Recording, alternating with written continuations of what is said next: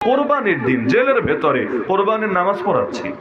এখন নামাজের আগে সবাই এসে জমা হয়েছে, টুকটাক বয়ান করছি।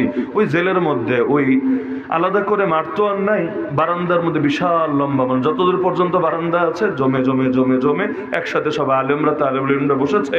তা আমারে উঠিয়ে দিয়েছে মাওলানা নামাজ পড়ান। তো নামাজের আগে কথা বলছি, এর মধ্যে জেলের এক কারারক্ষী একটা চিরকুট নিয়ে এসেছে, এসে বলল, হুজুর জেলার সাহেব দিয়েছে। আমি চিন্তা করলাম জেলার সাহেব দিয়েছে, তাহলে কি লিখেছে দেখি। এখন ঈদের দিনও আমাদেরকে ঈদের নামাজ পড়ার অধিকার আদায় করতে হয়েছে অনশন করে। সকালে সবাই অনশন করেছে, খাবার দিয়েছে, কেউ খায় নাই।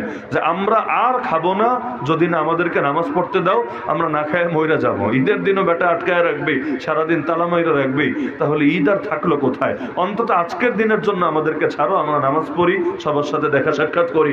আন্দোলন করে আদায় করতে হয়েছে। এর মধ্যে জেলারের চিঠিতে লেখা আছে, হুজুর আমাদের জন্য, জেল কর্তৃপক্ষের জন্য দোয়া করবেন, সরকারের জন্য দোয়া করবেন, অমুক অমুকের জন্য দোয়া করবেন।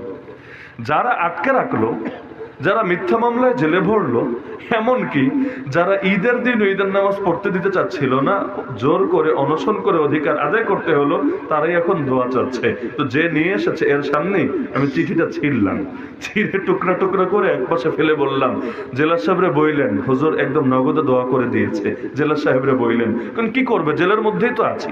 জেল থেকে তো আর এই ভয় নাই যে আবার নিয়ে জেলে ভরবে, জেলের মধ্যেই তো আছি। তখন বাইরে থাকলে ভয় থাকে যে নিয়ে জেলে ভরবে, আছেন জেলের ভেতরে, এখন আবার কিসের ভয়? এজন্য বাইরে যেই কথাগুলো বলতে আশঙ্কা কাজ করে, জেলে কোনো আশঙ্কা নাই, কারণ এইটাই জেল।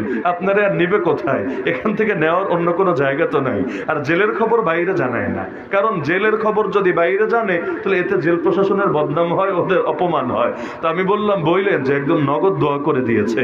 তো বেচারা পরে গিয়ে আর বলেছে কি বলে নাই তা জানি না, এবং আলাদা রিয়াকশন হয়েছে কি হয় নাই তাও জানি না। তো বলছিলাম যে দোয়া তো অনেক সময় এভাবে চাপ দিয়ে আদায় করে। ঢাকা শহরে এক নাস্তিক যে নবীরা গালি দিত, পাবলিক মেরেই ফেলেছে, ওই নাস্তিকের জানাজা পর্যন্ত পড়াতে বাধ্য করেছে এক হুজুরকে, এটা বলে না হলে জঙ্গি মামলায় জেলে দিবে। চাকরি তো যাবেই, জঙ্গি মামলায় জেলে দিবে। অবশেষে কি আর করার উপায়, তিনি নামাজ পড়াতে বাধ্য হয়েছেন। যদিও পরে বলেছেন উজু ছাড়া পড়াইছি, আর নামাজের মধ্যে আল্লাহরে বলছি, আল্লাহ বিনা হিসাবে ডাইরেক্ট জাহান্নামে পাঠাইয়া দাও, একদম ডাইরেক্ট তুমি জাহান্নামে পাঠাইয়া দাও। এখন যেহেতু জোর করে দাঁড় করিয়েছে, কি বা করার আছে, অন্তত হিলা তাবিল করে এখানে দাঁড়াতে হয়েছে। তো এভাবে যদি জোর করে দোয়া আদায় করা হয়, ওই দোয়ায় তো খুব ফায়দা হয়, তাই না? খুব ফায়দা হয়। এজন্য আমরা ছোটবেলায় উস্তাদদেরকে যখন বলতাম, হুজুর দোয়া কইরেন, হুজুররা জবাব দিতেন, বাবজান দোয়া দিলের ভেতর থেকে আসে, দিল জয় করলে দোয়া অটোমেটিক বের হয়ে আসবে। মানে মুখ থেকে চেয়ে নেওয়া হয় যেই দোয়া, সেই দোয়া ছোট দোয়া। আর যদি আপনি কারো দিল জয় করতে পারেন, ওই যে দোয়াটা বের হবে, ওই দোয়া হলো বড় দোয়া, ওই দোয়া হলো আসল দোয়া। এজন্য আদবের দাবি হলো আলেমদেরকে হাদিয়া দিলে হাদিয়া দিবেন মহাব্বতের খাতিরে। কারণ নবীর ওয়ারিসকে মহাব্বত করা মানে তো নবীরে মহাব্বত করা, নবীরে মহাব্বত করা মানে আল্লাহরে মহাব্বত করা। তো মহাব্বতের কোনো বিনিময় হয় না, মহাব্বতের কোনো বিনিময় হয় না। আর যদি দোয়া চাইতে মনে হচ্ছে এমনি দোয়া চান, ওইটার সঙ্গে পয়সা মিলায়েন না, দুইটারে আলাদা রাখেন, একটার ভেতর আর একটা ঢুকায়েন না, ঢুকালে ঝামেলা আছে।